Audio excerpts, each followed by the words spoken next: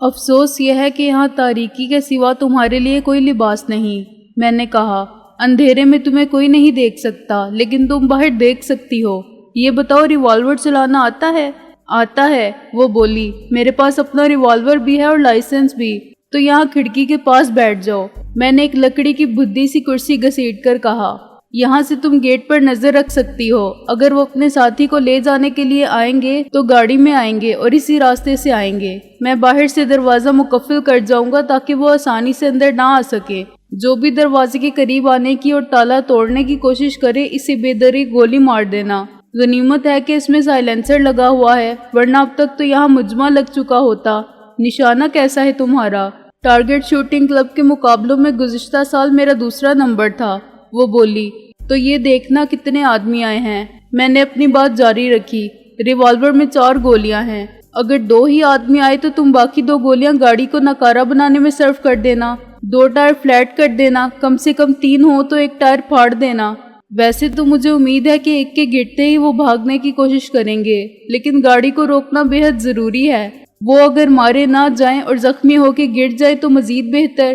یہ تمہاری target shooting practice کا امتحان ہوگا۔ جرأت اور ہمت تو تم میں اچھے اچھے مردوں سے زیادہ ہے۔ اب میں جاتا ہوں، واپسی پر سب انتظام کر کے لوٹوں گا۔ اس وقت صبح کے 4 بجے ہیں، اگر 5 کی بجائے 6 بھی بج جائیں تو گھبرانا نہیں۔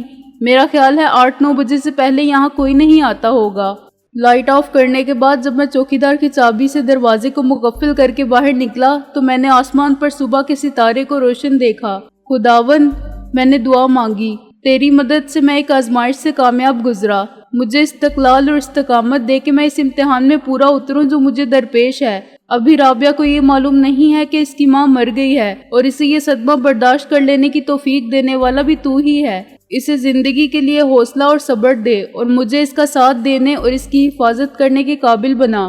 دعا مانگ کے میں نے منہ پر ہاتھ پھیرا اور پلٹ کر دیکھا تو مجھے کھڑکی کے اندھے خلا میں ایک سائے کے وجود کا احساس ہوا، جو محض میرے تصور کا کرشمہ تھا، ورنہ وہاں پر کچھ نظر آ ہی نہیں سکتا تھا۔ میرے لیے رابعہ کا حوصلہ انتہائی حیرت انگیز تھا۔ اتنا کچھ برداشت کر لینے کے بعد بھی وہ کسی خوف کے ہسٹیریا میں مبتلا نہیں ہوئی تھی، اور اس وقت بھی ایک اندھیرے اور مقفل کمرے میں ایک لاش اور ایک زخمی مجرم کے ساتھ جس حالت میں بیٹھی تھی اور قوت برداشت کے ساتھ اس دہشتناک صورتحال کا مقابلہ کر رہی تھی، وہ کسی عام عورت کے بس کی بات نہیں تھی جو ان حالات میں خود بے ہوش پڑی ہوتی۔ عورت کیا، اچھے خاصے مردوں کی اس وقت گھگی بن جاتی ہے، لیکن رابعہ مسلح ہو کے آنے والے دشمنوں سے اکیلی نمٹنے کے لیے تیار بیٹھی تھی۔ بے لباس آدمی کا اعتماد کتنا کم ہو جاتا ہے، اس کا تلخ تجربہ ایک رات مجھے ہو چکا تھا۔ رابعہ عورت تھی جس کے لیے یہ کہیں زیادہ صبر آزما مرحلہ تھا، مگر اس نے حقائق کو تسلیم کر لیا تھا کہ یہ فنا اور بقا کی جنگ ہے جس میں وہ بھی میری ایک فریق ہے، اور ہم دونوں میں اب کوئی فرق نہیں۔ احاطے سے نکلتے ہوئے مجھے ایک اور خیال آیا۔ میں نے گیٹ کو اندر سے بھاری کنڈی لگا کے بند کیا اور پھر دروازے کے اوپر سے باہر کود گیا۔ اب کوئی گاڑی لے کر آئے گا تو سیدھا اندر نہیں جا سکے گا، اسے روک کر دروازہ کھولنا ہوگا اور رابعہ کو تیار ہونے کے لیے وقت مل جائے گا۔ سڑک پر آ کے میں نے دونوں طرف نگاہ دوڑائی۔ تحت نظر کوئی زیرو متحرک نہ تھا، صرف میں تھا جو ایک انڈرویئر میں ملبوس ننگے پیر تارکول کی ٹوٹی پھوٹی سڑک پر چل رہا تھا۔ ابھی میں نے 100 گز کا فاصلہ ہی طے کیا تھا کہ مجھے ٹیلی فون کا کھمبا نظر آیا۔ میری نظر ٹیلی فون لائن کے ساتھ ساتھ رہی اور وہ لائن ایک 2 منزلہ مکان تک گئی تھی جو تاریکی میں ڈوبا ہوا تھا۔ میں نے ہمت کر کے کال بیل دبائی۔ ڈنگ ڈونگ، اندر سے میوزیکل بیل کے بول سنائی دیے، پھر خاموشی پہلے کی طرح مسلط ہو گئی۔ میں نے کال بیل کے بٹن کو بار بار دبایا۔ بالآخر اوپر کی منزل پر ایک کھڑکی کے پٹ روشن ہوئے۔ کسی نے ایک پٹ کھولا اور پوچھا، کون ہے اس وقت بھائی؟ ڈاکٹر صاحب گھر پر نہیں ہیں۔ لہجہ کچھ جھلایا ہوا اور بزرگانہ تھا۔ بولنے والا لوہے کی گرل میں سے سر نکال کے نہیں دیکھ سکتا تھا، ورنہ میری ہیبت قضائی دیکھتے ہی وہ مجھ سے پہلے پولیس کو فون کر دیتا۔ مجھے ڈاکٹر صاحب سے نہیں ملنا جناب، ایک ضروری فون کرنا ہے، میں نے منہ اوپر اٹھا کے کہا۔ لا حول ولا قوت، یہ بھی کوئی پبلک کال آفس ہے؟ آ گئے شریفوں کی نیند حرام کرنے۔ کھڑکی در سے بند ہوئی۔ میں نے پھر پش بٹن کو دبایا۔ کھڑکی سخت برہمی کے عالم میں کھلی۔ اب جاتے ہو یا؟ حضور مجھے کسی کے انتقال کی خبر دینی تھی، میں نے بزرگوار کی کچھ اور ارشاد فرمانے سے پہلے کہا۔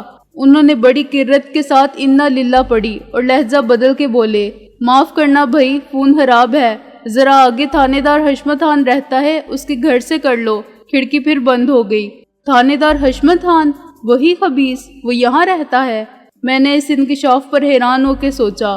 ان بزرگوار نے دوسرا ناقابل تردید اور معقول عذر پیش کر کے مجھے فون تو نہیں کرنے دیا تھا، مگر بڑی کارآمد بات بتا دی تھی۔ اب یہ معلوم ہو گیا تھا کہ میں کہاں ہوں۔ حشمت خان کا پتہ معلوم کیا جا سکتا تھا اور اس کے گھر سے 100 گز دور وہ یارڈ تھا۔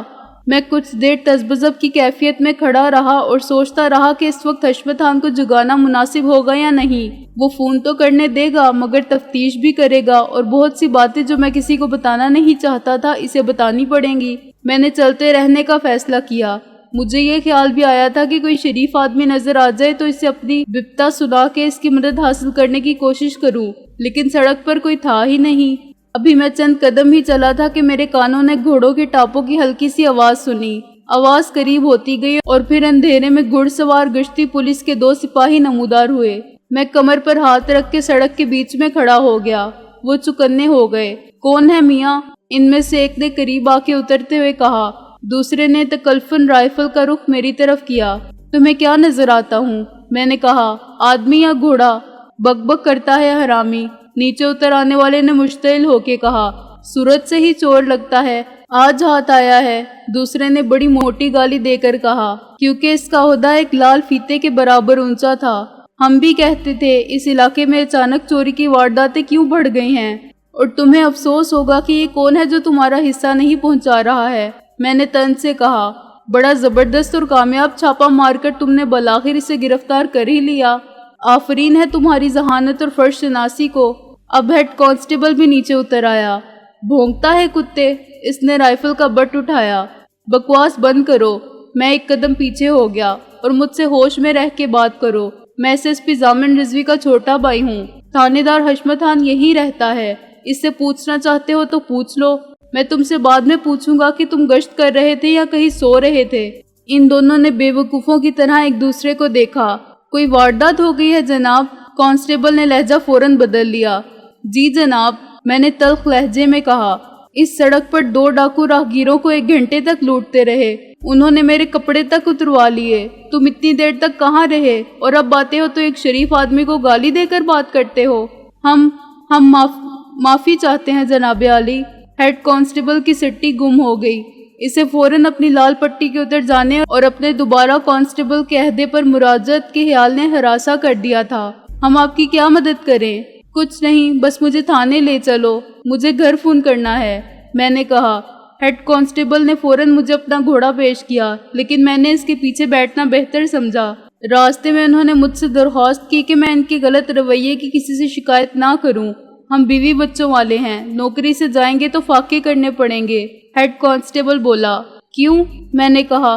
محنت مزدوری کرتے شرم آتی ہے کیا، یا تن آسانی اور حرام خوری کی عادت ہو گئی ہے؟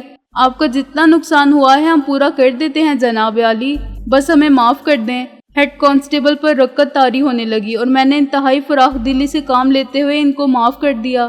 10 منٹ بعد میں جس شان سے تھانے میں اترا، اس نے ڈیوٹی پر متعین عملے کو بھی حیران کیا، اور اندازہ تو انہوں نے بھی یہی لگایا تھا کہ گشتی پولیس کے مستعد نوجوان کسی شرابی، آوارہ گرد یا چور کو پکڑ لائے ہیں، مگر مجھے لے کر آنے والوں نے نظروں ہی نظروں میں ان کو ایسا اشارہ کیا جو میں نہ دیکھ سکا، اور استقبال کے لیے آگے بڑھنے والے یکلخت محتاط ہو گئے۔ میں نے سیدھا ایس ایچ او کے کمرے کا رخ کیا جہاں ایک سب انسپکٹر ڈیوٹی پر تھا۔ مجھے یوں بے بکانہ اور اس حلیے میں اندر آتے دیکھ کر اس کا منہ بگڑ گیا، مگر میں نے کرسی گھسیٹی اور بیٹھ گیا۔ کون ہو تم؟ وہ گرا کے بولا۔ ایس ایس پی ضامن رضوی صاحب کے گھر کا نمبر ملاؤ، میں نے تحکمانہ لہجے میں کہا۔ میں ان کا بھائی ہوں۔ سب انسپکٹر کا موڈ مجھ سے فون نمبر پوچھنے کے بعد بدلا۔ نمبر ملا کے اس نے ریسیور مجھے تھما دیا اور میری طرف غور سے دیکھنے لگا۔ تقریباً 3 منٹ بعد رضوی صاحب نے ریسیور اٹھایا اور ان کی نیند میں ڈوبی ہوئی آواز آئی۔ ضامن رضوی، میں سکندر بخت بول رہا ہوں، میں نے کہا۔ سکندر؟ وہ چونک کر بولے۔ کہاں سے بول رہے ہو اس وقت؟ میں پولیس اسٹیشن سے بول رہا ہوں، باغبان پورہ۔ آخر یہ کیا مصیبت ہے؟ ان کا پارا ایک دم چڑھ گیا۔ اتنی رات کو تم وہاں کیا کر رہے ہو؟ شام سے رات تک ہم کھانے پر تمہارا انتظار کرتے رہے۔ اسلام آباد سے شیروانی صاحب کی وائف نے فون کیا تھا، وہ جو ڈپٹی سیکریٹری ہیں۔ میں نے سب انسپکٹر کو سنانے کے لیے ایک احمقانہ بات کی۔ لا حول ولا قوت، اور کتنے شیروانی ہیں جن کی بیویاں مجھے فون کر کے تمہارا پتہ پوچھیں گی؟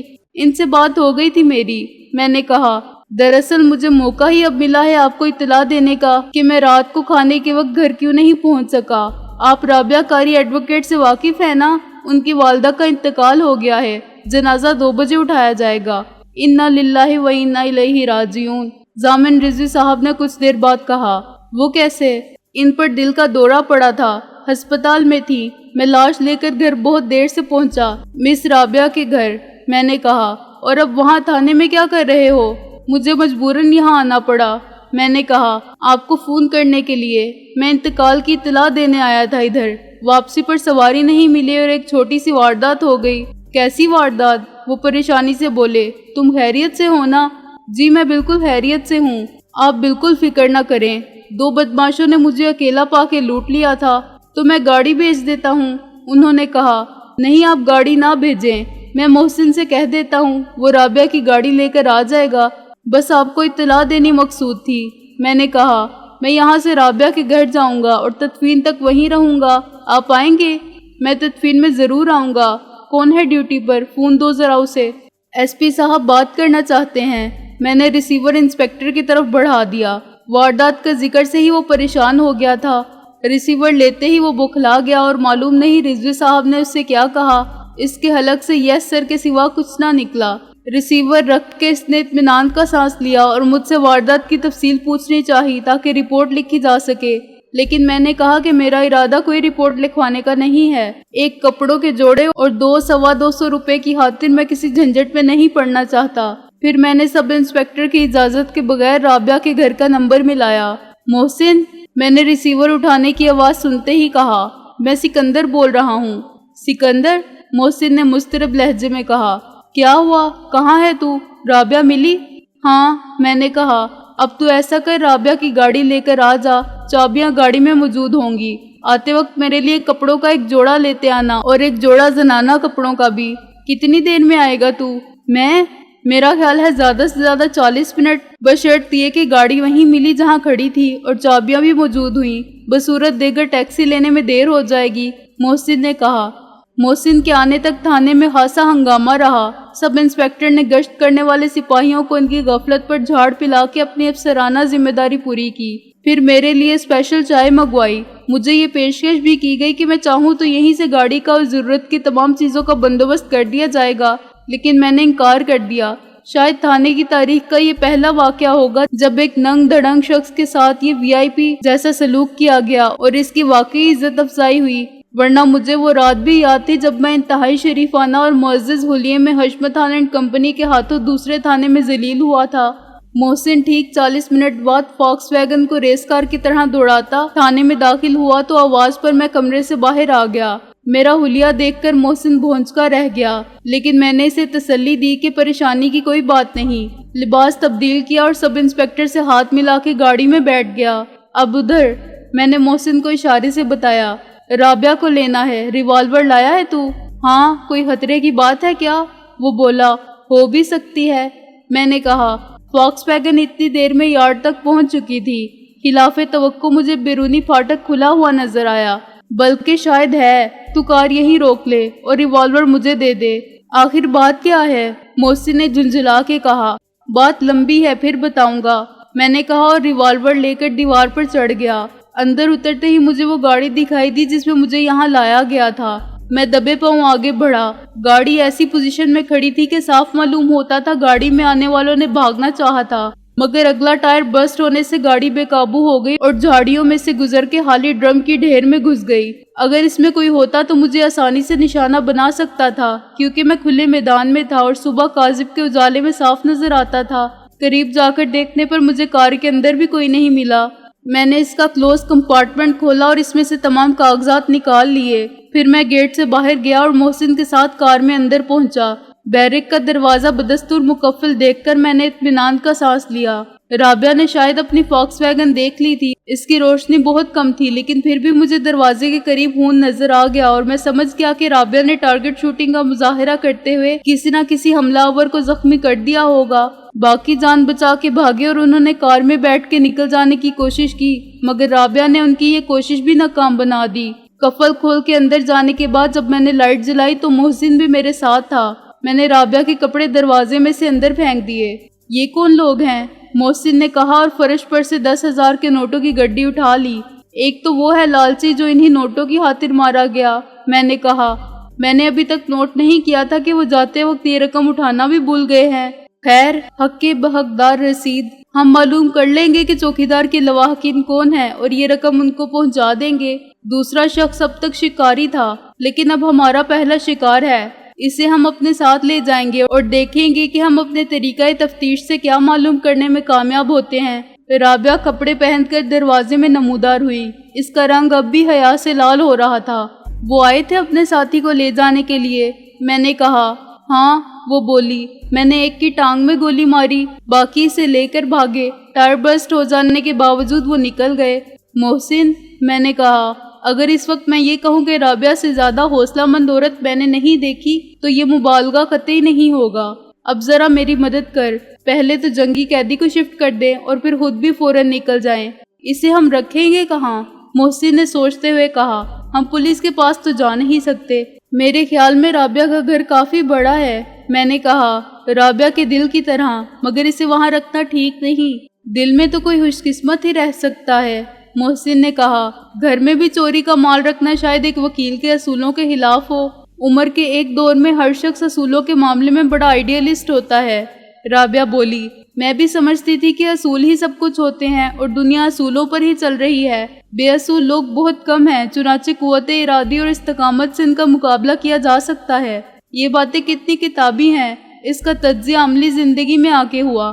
زندگی صرف اپنی ذات کے مفادات کے تحفظ کی جنگ ہے اور آدمی ایک خود غرض حیوان سے زیادہ کچھ نہیں، جسے اپنی بقا سب سے زیادہ عزیز ہے۔ جو کہتے ہیں نا کہ محبت اور جنگ میں سب اصول خارج از نصاب ہو جاتے ہیں، وہ غلط نہیں کہتے۔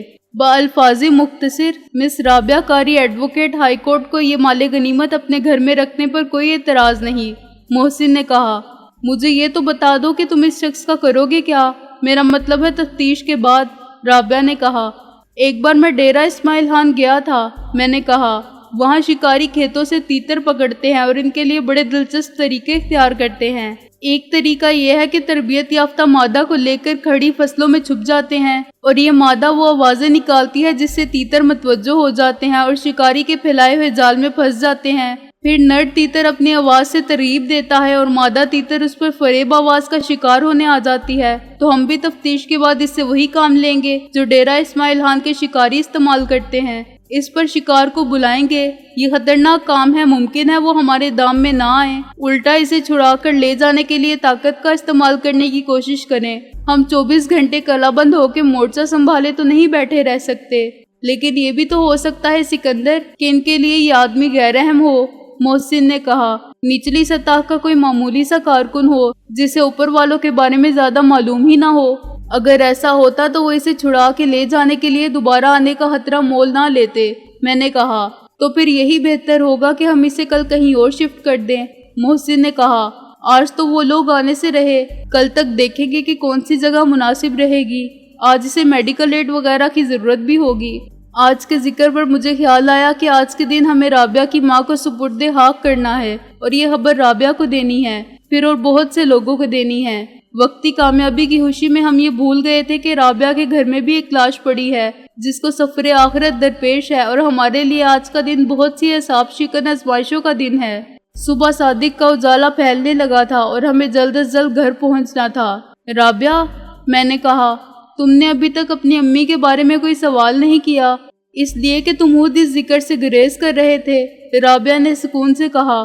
تم نے بھی بہت کچھ کہا مگر ان کے بارے میں ایک لفظ نہیں کہا، جانتے بوجھتے۔ کیا ان کی حالت بہت بگڑ گئی ہے؟